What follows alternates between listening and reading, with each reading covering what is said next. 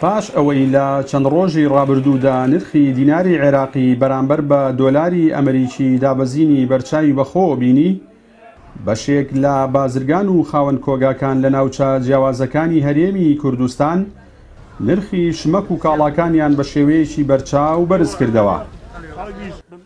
لەو سۆنگەیەوە بەشێکی زۆر لە وتارخوێنانی مزگەوتەکان لە شار و شارۆچکەکانی هەرێمی کوردستان بابەتی وتاری هەینیان بۆ مەبەستا تەرخان کردو، باسییان لەوە کرد هەر کەس و بازرگانێک بە بێهۆ نرخی کاڵا و شمەکەکان بەرز بکاتەوە لە ڕووی شەرعیەوە تاوانبار دەبێت و خوای گەورە لە ڕۆژی دواییدا سزای توندی دەدات.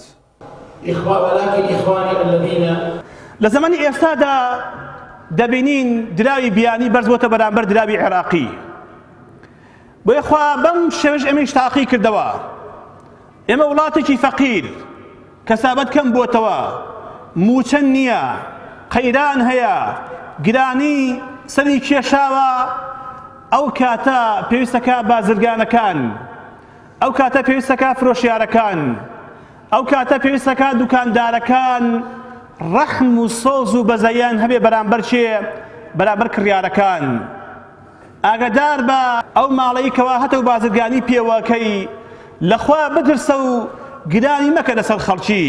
وتاری ئێمە لە شەمشەماڵ وەکو مزگەوتی گەورەی شەمشەماڵ دەربارەی قۆڕەخکردنی بازار لەلایەن هەندێک کەسی دوو لە ڕووجەناتە نەفس نزم بێت کە حەزی بە گرانی بێت، ئەوانە با ئاگایان لە خۆیان بێت. پێغەمبەری خوا فەرمی عەلەیهی سەڵات وەسەلام هەر کەسێک حەزی بە گرانی هەبوو خوای گەورە جێگایەکی گەورەی عەظیم بێعەظم ناویاردووە لە ناو جەهەنەما جێی بۆ ئەکاتەوە. بۆی ئێمە لە زوڵفێکا دەژین کە خەڵک نەبووە، نەدارایە، موچە نییە، هەژاریە، کار و کەسابەت کەم بووە، ئستیغلالی ئەم وەزعە نەکردیان هەندێک کەسەوە لە بازارەکانە کە شت بە گران بفرۆشن.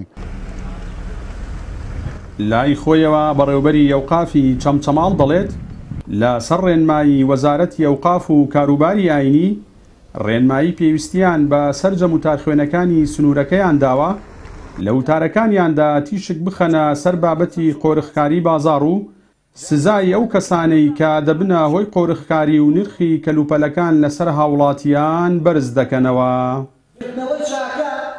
پەیامی وەزارەتی ئەوقاف و ناونیشانی وتاری هەینی کە لیژنەیەکی بۆردی وەزارەتی ئەوقاف دیاری کردووە بۆ ئەم هەینیە تایبەتە لەسەر بابەتی قۆرخکاری بازار لەلایەنی دوکاندار و کاسبکار و بازرگانانەوە. ئێمەش ئەو پەیامەمان بە جوانی گەیاندووەتە هەموو خەتیب و وتاربێژەکانی سنوورەکەمان لە سنووری بەڕێوەبەرایەتی ئەوقافی چەمچەماڵ بۆ ئەوەی لە وتاری هەینی ئەم هەینیەدا لە ڕێگەی مینبەرەکانەوە بیگەێنن بە هەموو نێشخوێنان.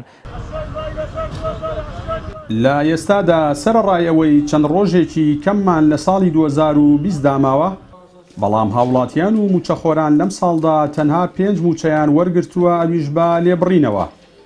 هەر ئەمەش ژیانی موچەخۆرانی هەرێمی سەخت کردووە.